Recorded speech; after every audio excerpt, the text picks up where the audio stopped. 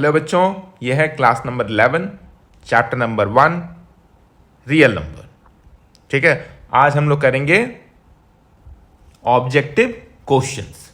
ठीक है, जो 1 मार्क्स का क्वेश्चन होता है ना, और बहुत ही इंपॉर्टेंट क्वेश्चन है। बोर्ड मॉडल सारा क्वेश्चन मैं बताने जा रहा हूँ।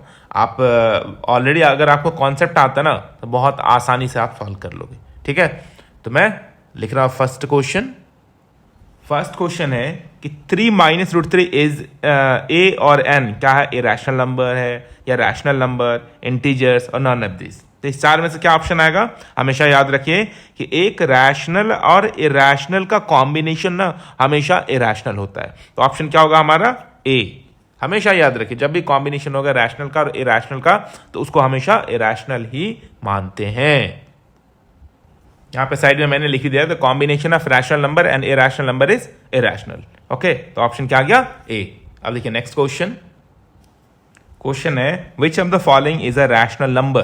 ओके, तो रैशनल नंबर किसको बोलेंगे आप? जिसका परफेक्ट स्क्वायर रूट आता है। ठीक है, तो यहाँ पे देखिए जैसे 49 का भी स्क्वायर रूट कितना हो जाएगा? 7। 64 का 8 आ गया। फिर यहाँ पे दोनों का तो परफेक्ट स्क्वायर रूट आ गया, ऊपर का भी और नीचे का भी। लेकिन यहाँ पे आप देख रहे हैं कि 81 का तो स्क्वायर रूट है 9, लेकिन 91 का नहीं है। इसमें दोनों में से किसी का नहीं है। इसमें 49 को तो है 49 का तो है 7, लेकिन 101 का नहीं है। तो इसमें क्या है? इस दोनों में मतलब न्यूमरेटर और डिनोमिनेटर दोनों का क्या होना चाहिए कि परफेक्ट स्क्वायर रूट आना चाहिए, तब वो क्या होगा? Rational, otherwise it is irrational. तो वैसे हम तो क्या हो गया? ये डी, सी और बी है ना, ये तीनों के तीनों क्या हुआ? इरेशनल। तो रैशनल हमारा क्या है? ए। क्यों? क्योंकि इस दोनों का मतलब परफेक्ट स्क्वायर रूट आता है। ठीक है, तो ऑप्शन हमारा क्या हो गया? ए। यहां पे एक्सप्लेनेशन है स्क्वायर रूट ऑफ 49/64। 49 को 7 × 7 लिख सकते हैं, 64 को 8 × 8 लिख सकते हैं। तो इसका कितना आ गया? स्क्वायर रूट 7, इसका आ गया 8। तो ये क्या है? यहाँ पे कहीं ऊपर नीचे कहीं पे भी स्क्वायर रूट नहीं है ना, तो ये क्या हो गया आपका? Rational number. तो ऑप्शन कौन सा है? ए। नेक्स्ट क्वेश्चन है which of the following is an irrational number. मतलब चार में से कौन सा इरेशनल है? तो जिसका परफेक्ट स्क्वायर रूट नहीं आता वो इरेशनल होगा।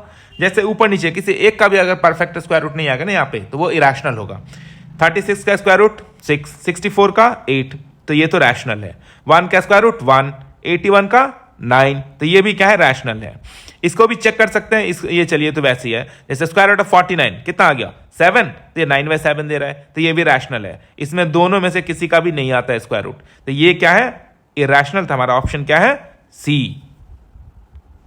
फोर्थ क्वेश्चन भी उसी टाइप का है, which of the following is an irrational number. तो ये क्वेश्चन आप लोग खुद से करेंगे। मैं चलता हूं नेक्स्ट क्वेश्चन में। नेक्स्ट क्वेश्चन है इन 1440 मैक्सिमम डिग्री ऑफ 2 है ना, तो ये ऑप्शन रहा। तो कहने का मतलब है कि पहले 1440 का प्राइम फैक्टराइजेशन करने के बाद 2 उसमें कितने टाइम्स आएगा, मतलब 2 की हाईएस्ट डिग्री कितनी होगी। ठीक है, तो सबसे पहले क्या करेंगे हम लोग? 1440 का प्राइम फैक्टराइजेशन करेंगे। तो देखिए इसको सॉल्व कैसे करना है। पहले 1440 का प्राइम फैक्टराइजेशन कर लीजिए, उसके बाद उसको एक्सपोनेंट फॉर्म में लिखिए। अब यहां पे खुद चेक कर सकते हैं कि 2 का हाईएस्ट डिग्री क्या है ना? 5 है ना, तो ऑप्शन क्या है? सी। ठीक है, फिर से पहले जैसा क्वेश्चन है which of the following is a rational number है ना। तो सबसे पहले हम लोग क्या करते हैं? वो नंबर ढूंढते हैं जो इरेशनल, उसको मतलब क्या करेंगे? छांट देंगे, हटा देंगे। जैसे ये क्या आपका इरेशनल है, इसका परफेक्ट स्क्वायर रूट नहीं आएगा। ये दोनों तो इरेशनल है ही, तो ये भी नहीं है। ये दोनों भी इरेशनल है। इस पे डाउट आ रहा है ना, इसको पहले क्या करना पड़ेगा? हमें सिंप्लीफाई करके चेक करना पड़ेगा कि ये रैशनल है या इरेशनल। ठीक है, तो देखिए कैसे सिंप्लीफाई करना है। तो यहां पे देखो आप 75 का जो प्राइम फैक्टराइजेशन हम लोग करेंगे तो क्या आएगा? 3 × 5 × 5।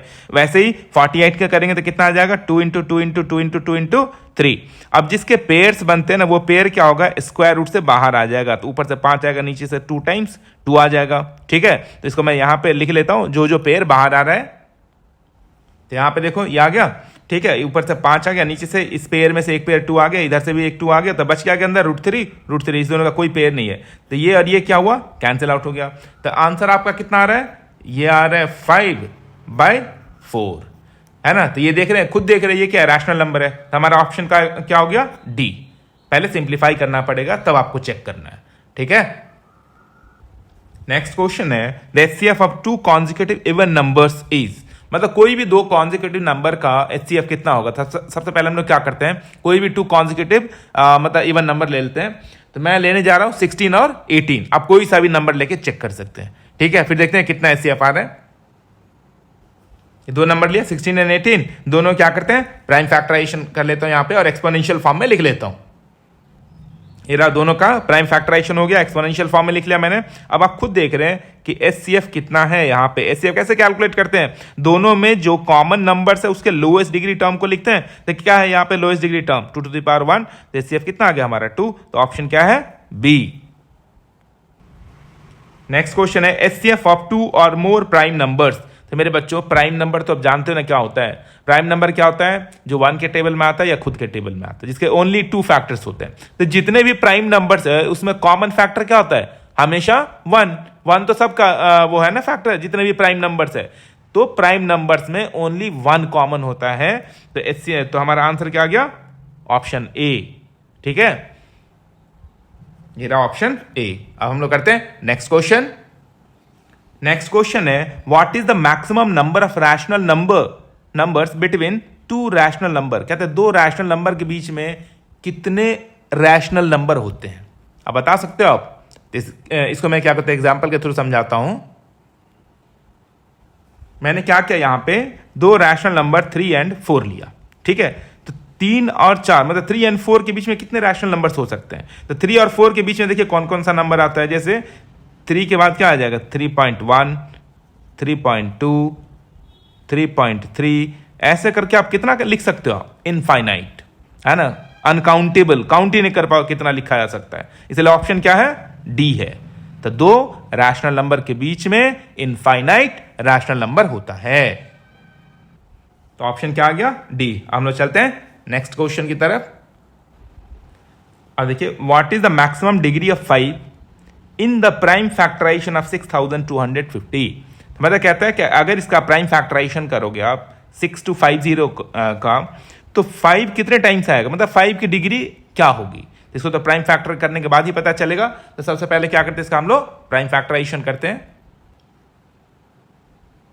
इस क्वेश्चन को आप क्वेश्चन नंबर 5 के जैसे कर सकते हैं, है ना। क्वेश्चन नंबर 5 में जैसा किया ना, है ना, वैसा करना है आपको। इसका क्या करिए, प्राइम फैक्टराइजेशन करके और काउंट करिए और उसको मतलब एक्सपोनेंशियल फॉर्म में लिखने के बाद आपको आंसर मिल जाएगा, ठीक है। तो ये आप खुद करेंगे। नेक्स्ट क्वेश्चन है A and B are called coprime numbers if HCF is equal to how much. हम लोग जानते हैं कि को प्राइम नंबर्स किसे कहते हैं, जिन 2 या 2 से ज्यादा नंबर का एचसीएफ 1 होता है उसको को प्राइम बोलते हैं। द डेफिनेशन से ही क्लियर है, ओके, कि numbers which have means which have HCF 1 is known as coprime numbers. तो यहां पे ऑप्शन क्या आ गया हमारा, बी, ठीक है। मेरे बच्चों यहां पे देखिए क्या है, numbers whose HCF is 1 known as coprime numbers, है ना। तो को प्राइम नंबर जिसका एचसीएफ 1 होगा तो वो कौन सा, ये रहा ऑप्शन आपका बी, ठीक है। Next question. नेक्स्ट क्वेश्चन है प्राइम फैक्टर ऑफ 3825 इज। तो ये तो आप खुद कर लोगे। आप क्या करना है, इसका 3825 का प्राइम फैक्टर करना, फिर देखो और उसको एक्सपोनेंशियल फॉर्म में लिखना, फिर देखना किससे मैच हो रहा है, ठीक है। तो ये क्वेश्चन आप खुद करेंगे। हाँ देखिए नेक्स्ट क्वेश्चन है if a equal to x to the power 4y square and b equal to x square y square then HCF of a and b। तो देखिए a का प्राइम फैक्टराइजेशन दे रखा है, b का भी प्राइम फैक्टराइजेशन दे रखा है एक्सपोनेंशियल फॉर्म में। हमें निकालना है एचसीएफ। आपको पता है एचसीएफ कैसे निकालते हैं, दोनों में common number and lower degree means lowest degree term. तो ठीक है, तो इसमें देखिए x4 और x स्क्वायर ये दोनों कॉमन नंबर है ना, दोनों मैच हो रहा है। और लोएस्ट डिग्री टर्म किसका है, x स्क्वायर का ना, तो x स्क्वायर आ गया। फिर दूसरा है y स्क्वायर मैच हो रहा है, तो ये तो सेम ही है, तो y स्क्वायर। तो ऑप्शन क्या आ गया, x स्क्वायर y स्क्वायर, ये आंसर आ रहा है। तो ऑप्शन आ रहा है हमारा क्या, बी। ये समझ में आ गया ना कैसे करना है, कि दोनों प्राइम फैक्टराइजेशन में जो नंबर मिलता है ना, उसमें लोएस्ट डिग्री टर्म को लिखिए। तो x4 और x स्क्वायर में किसको लिखेंगे आप, x स्क्वायर को। y स्क्वायर दोनों की डिग्री सेम है तो वही लिखना है, तो y स्क्वायर। तो ऑप्शन क्या आ गया, मतलब हमारा आंसर क्या आ रहा है, x square y square. Option किससे मैच हो रहा है, बी से। तो आंसर क्या आ गया, बी, है ना। तो ऑप्शन क्या आ गया, बी। और कैसे निकालते हैं, common and lowest degree term, HCF ऐसे निकलता है। तो इसी को यूज करके मैंने यहां पे एचसीएफ कैलकुलेट किया। अब देखिए नेक्स्ट को, और एलसीएम के लिए क्या करना है आपको, common and highest degree term and remaining terms, okay.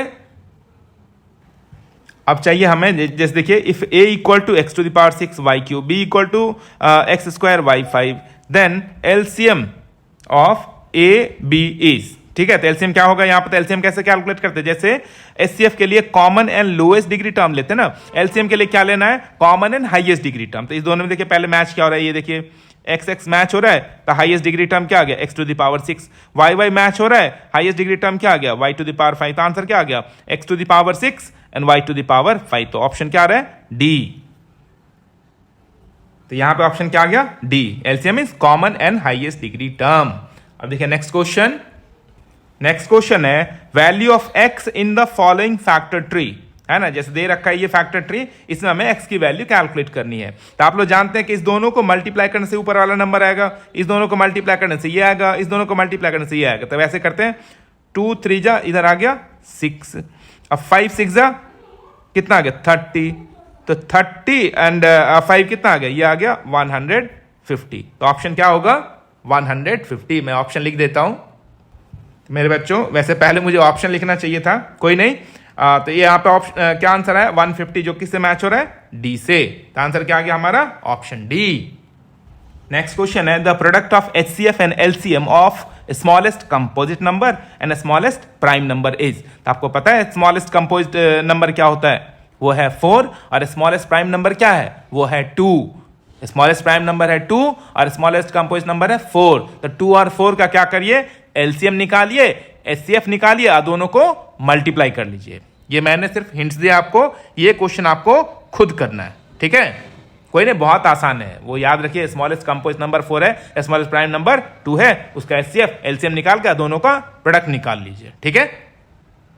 Next question है if HCF A8 is 4 and LCM of A8 is 24 then A equal to what. तो देखिए मेरे बच्चों, एचसीएफ दे रखा है 4, एलसीएम दे दिया है 24, ए हमारा ए ही है और ये हमारा बी है, ए हमारा ए है, अभी हमारा 8 है।